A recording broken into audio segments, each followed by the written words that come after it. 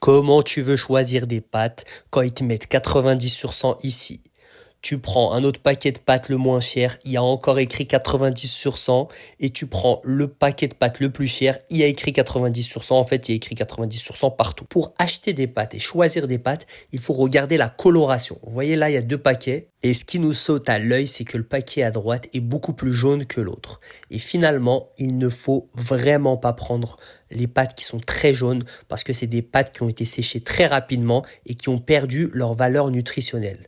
En revanche, les paquets de pâtes qui sont pâles, qui sont un peu blancs, c'est les meilleurs. Ça a été respecté, ça a été séché lentement, ça a gardé ses valeurs nutritionnelles. Et là, regardez sur ceux-là carrément, on remarque même qu'ils sont un peu rugueuses. Et ça, c'est très bon signe, c'est que ça a été fait au tréfilage en bronze.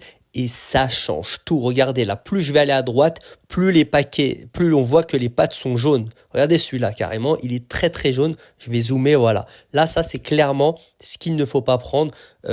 Quasiment, en tout cas très peu de valeur nutritionnelle.